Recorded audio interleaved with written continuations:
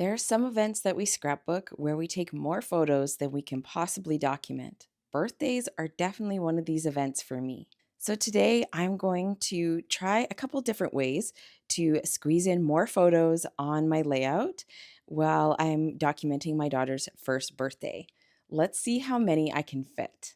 My first step is going to be to find a design that will have a lot of photos already worked into the design. So I have two of the CDT sketchbooks here. We have three different 12 by 12 versions, and I have two of mine bound in a single coil book. I just took it to Staples and had them bind them together. So I'm actually going to be looking in volume 2 today.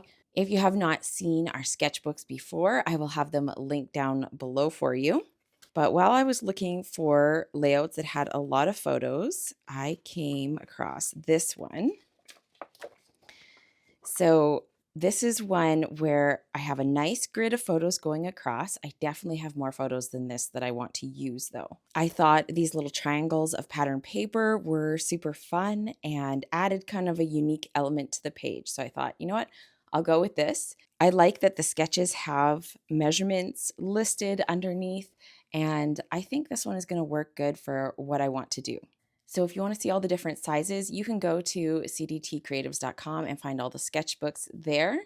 This video is also a collaboration with the creative design team. We are all sharing videos this week around birthday projects, and I will link the playlist at the end of this video so that you can check out the rest of the creative design team's creations.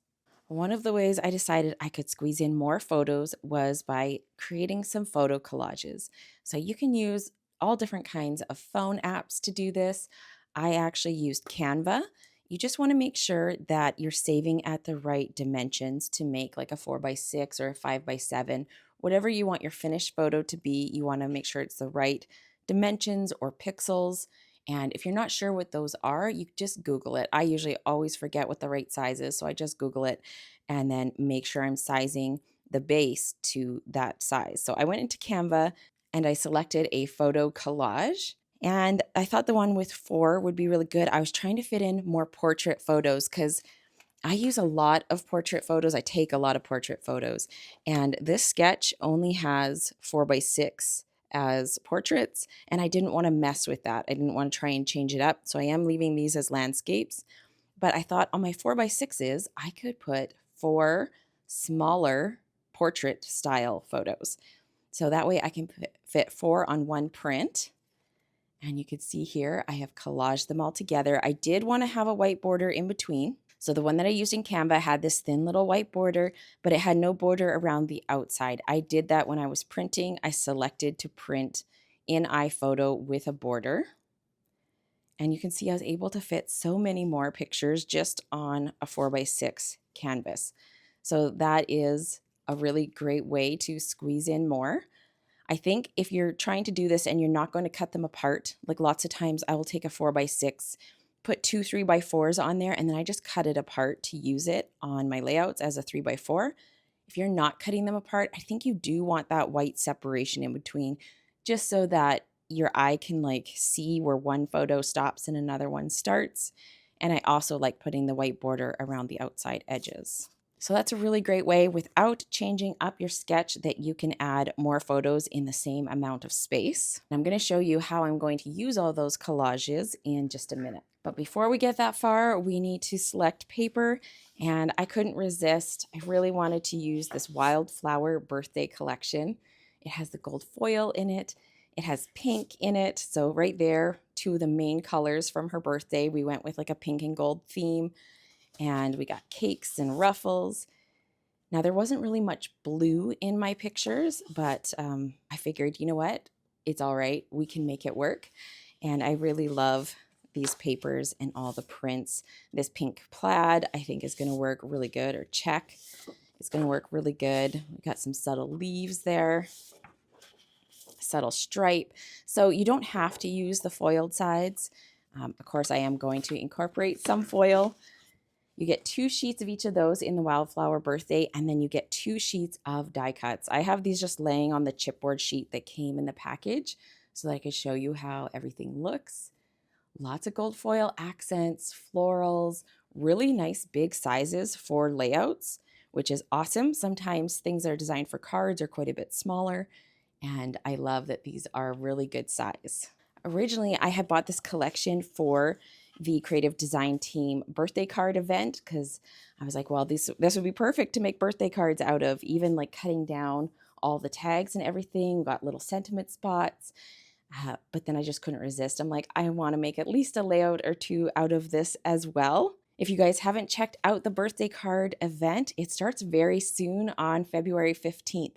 I will make sure to leave a link for it down below. There's going to be 14 days worth of classes. If you've ever participated in the 31 Days of Christmas Cards event that we run in October, I think you're really going to love this as well.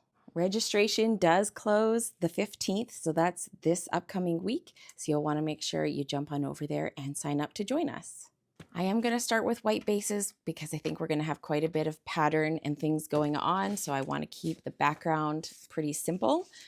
And I need to cut 2-inch strips, so 2x12s, to make those triangles. So we have one there. And then I want to use this cake pattern. I decided not to use cake photos on this layout because I had so many of like the decor and the presents. And I think I'm going to do a second layout for the cake because I don't want to try and squeeze too much into this. It was her first birthday and I had so many good photos. Okay, now I need to cut these on the diagonal, and I'm going to cut from the top right to bottom left and just kind of follow that groove in your paper trimmer. You need a kind of trimmer where you can see where the blade is going to cut as close as possible. And then I just need to make sure I hold it in place so it doesn't shift as I go to cut it. And that will give us 2 triangles. Okay, and then I need to go from the top left to the bottom right. And just repeat the same thing to make my triangles. And then I'm going to do this again for the pieces for the second page. Now I'm just going to put my triangles on. I decided to go with this pattern. The other side of this is this beautiful foiled scallop pattern. And I would really like to use it, but it doesn't really go with my colors. Like it'll kind of overpower all the pink and gold that I'm trying to stick with. Plus, I think it's just going to be too busy with how busy my photos are. So I'm going to skip that one and use the more subtle backside, which I think will work out really good.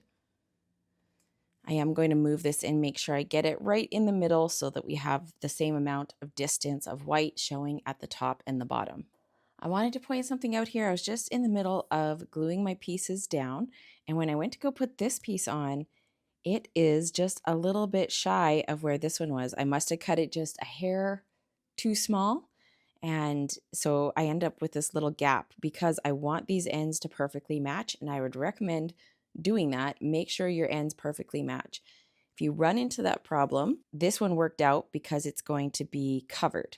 So this piece is going over top, which means this little bit right here should perfectly cover where my measurements don't quite line up. Sometimes that happens. You just don't cut quite at the exact same spot you did on another piece. Now it almost perfectly covers that. I have one tiny little bit of white showing right there.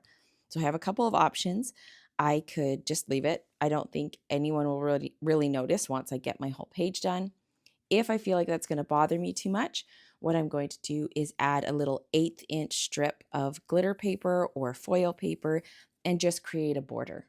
I do that quite often just for the look of it anyways, and I think that will work out just fine. Let's see how this end matches up. This one matches up great, so I won't have that issue up here. So it was something about how I cut it here that just was not quite perfect, but it is fixable. So if I'm going to cut glitter paper, I always make sure to remove my blade, whatever trimmer I'm using. If it's one of these that has a blade like this, I always remove it. And I keep one that is kind of jaggedy, you know, it's kind of making rough edges, and that is my glitter blade. I think a lot of people do that, and it's just an easy way to be able to cut the glitter paper but not wreck your really good blades that are maybe brand new or whatever while you're doing it. Let's try, this is like the first little line on my trimmer right here. All right, yeah, that looks about 1/8 of an inch. And that would be just enough to camouflage that little area. And then it's up to you if you would want to put it on both bottoms or go bottom and top. I'm going to wait to see how this comes together, but it is a viable option. All right, my base pieces are stuck down, so now it's time to start working on my photos and then adding some embellishments. So I have some pool party cardstock here. You can see this is the two-tone one, so this is slightly thinner and really good for scrapbooking. Stampin' Up! Is slowly rolling out all their colors. I believe by the time the new annual comes out in May, they will have all of their colors available in the two-tone cardstock. I'm using the light side. I love having two-tone cardstock because it just gives you more options for what you're doing. This one I'm going to put on this side because the way she's facing. And then over here on this one, you can see I have a lot of photos and you might be wondering where I am going to put them all. So I think this one is going to go on here. And then I'm going to bring in my trusty flip flaps. So these ones are still the ones left over from Close to My Heart. They have adhesive at the top and down the side. So basically it's like a clear, like mini page protector. And you put your photos inside, and actually I'll put one in here as well. Put your photos in. And then I like to attach these once my photos are in the album. So once they're inside the page protector, you just remove this covering on the adhesive strip that's very strong adhesive. And then you would lay it over a photo mat on the outside of the page protector and just press down. And then it gives you like a little hinged photo that flips up and shows what you have inside. It's a great way to put more pictures, more journaling, and you don't have to just use one. So I have enough here that I can do 2 flip flaps, I believe, is how many I prepared for.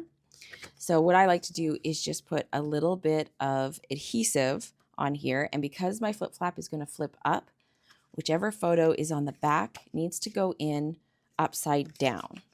So put it in upside down like this so that when the flap flips, they're right side up. So I'm going to just put a little bit of adhesive. I like to do this so that they're perfectly lined up. I don't see little bits of white. Like on here, I could see a little bit of white peeking out where they're not perfectly lined up.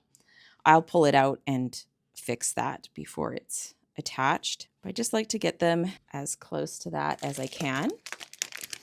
And this is such an easy way to make your page interactive, to include more. I knew I'd need to do more than one layout for her first birthday, but I don't want to do like 5 layouts, right? So then when you're sticking these together, I just peel that off. I tap them against my table and make sure that the outsides are perfectly lined up. And then I will just press that together. All right, and then it's basically like a little mini book that is going to go on the outside of my page protector. Some people like to attach them right to their page and they actually adhere them down. But if you're going to do that, you need to be able to cut a slit in your page protector. Otherwise, they're not going to function. So you would cut a page in your slit in your page protector, slide this through, and it's just a little bit more work. I usually like to go for the little bit easier route and just stick it on top. So let's go ahead and get this onto my photo mat. I do want to mat my smaller photos as well because I think it will help them pop off the background a little bit more. And I'm going to see how I feel about this, if I still like that color, because these ones are matted in a darker color. I am using Close to My Heart Sapphire on the light side, so you can see the difference between the two. And the reason I did that is because in this collection, they use a lighter version of Night of Navy, and I feel like it's very similar to the light side. You can see it would match this as well, but I feel like it matches the light side of the Close to My Heart Sapphire really well. So that's what we're going to go for. And I need 2 of these over here. And I'm going to have some room for embellishment over here. And then put those over there. And I already went ahead and did my journaling while I was like preparing my title and doing things like that. I wanted it kind of ready to go. So I already did my journaling and just talked about how excited we were for Isabella's first birthday, getting to do our first birthday. I spent probably months planning and making handmade decorations. If you've seen like videos that include my background, I do have the little banner that I made for her first birthday. I have that on my wall because it's like a photo a month for her first year. And I was like, I'm not getting rid of this. I got to put it somewhere. So I hung it in my studio and I made her cake. And I just had so much fun. She seemed to have a good time. I think the part with the presents, she was completely overwhelmed and just like, wow, what is happening here? A lot of the pictures, her face is like deadpan. She definitely loves presents now at almost 5 years old. This June, she will be 5. Hard to believe already, and that I'm only now just scrapbooking her birthday. For some reason, kind of big things like birthdays, Halloween, things that where we do like a lot of fun stuff and do a lot of prep, I have a hard time scrapbooking them. I think because they're like such a big thing in my head, I'm like, I need the perfect collection and I need, it has to be like just the exact right paper, or I just seem to hesitate when it comes to getting them done. And so for this, I was like, you know what? This collaboration with the creative design team is the perfect time to just knock this out.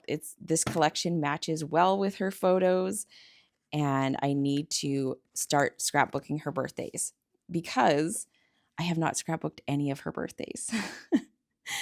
I don't know. I need to. I think too because they are overwhelming with so many photos. Because I take pictures of the decor and the activities and the gifts, and there's just so many pictures. So it's kind of overwhelming to look at scrapbooking it and sitting down and selecting the photos. I probably spent a good hour and a half just picking my photos, sizing them, making collages, editing them because a lot of the inside ones were really dark, so I had to do a lot of brightening. But here is where we are. I'm trying to decide if I want to change the color of these mats. I liked the pool party when I had my photos just on the white background, but I'm wondering if it needs the blue just to like pop off the page. I like the idea of bringing this color in the pool party because it's in the paper and it's in like some of the die cuts and stuff in the collection. I don't know. I haven't stuck anything down yet, so I can always change my mind.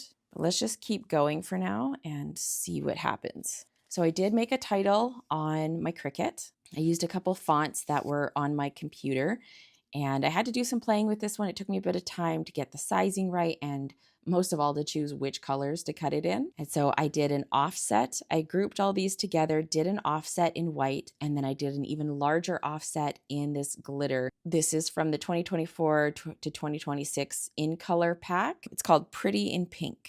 So then I just need to decide where exactly I want my title. If I want it overlapping my photos a little bit or bring it down a little bit. The embellishments for this layout in the sketch show some right here, and then over here. I want to make sure that none of my embellishments are overhanging the photo because I'm going to be putting flip-flops on the outside. That won't affect the functionality, but it will affect the look, because if I had it, like let's just say I have it overlapping, then I put this on, it doesn't look as nice. But I could do something like this where I just like put it underneath. I could even trim this banner down maybe and just cut it to get it to fit in this area. Maybe just trim it right there. So now I'm just going to play for a little bit and try out different things, keeping in mind that I don't really want to overlap the photo too much. This side I can because I don't have flip-flops over here. I do have these balloons, but because it doesn't match the colors of the balloons here, I don't know that I want to use that. It has a lot of the green and the blue and not so much of the pink. We have a single pink balloon. I don't know if that really does me any good. I have all my main pieces stuck down. You could see I did decide to go with the glitter paper. I just think it adds that extra bit of sparkle and of course fixes that one little area that was not perfectly lined up. I went ahead and stuck my title down. The white offset on this is popped up. And now over here, I'm just trying to decide what I want to do. I decided the cake needed one candle for her first birthday, so I took one of the cupcakes. They look like that, and I just cut around the candle piece and stuck it to the back of the cake. So then I got my little candle. Now I think I want to pop this up. This is down flat. I stuck that down already because the corner of it is going under my photo mat. And then I want to pop this up, I think, which means I'm going to have to pop up at least some of my flowers to make that work, because I want this kind of covering the bottom of that stand. I mean, I guess they wouldn't have to cover. I could have them kind of going behind the cake stand. I don't know. Maybe we will play with that a little bit, but I am for sure going to pop this up. Then over here on this corner, I have that really pretty pink flower. It's so nice having these die cuts. It makes things super easy to make like a little arrangement. Play with that a little bit, but then I thought maybe I'd put a cupcake over here.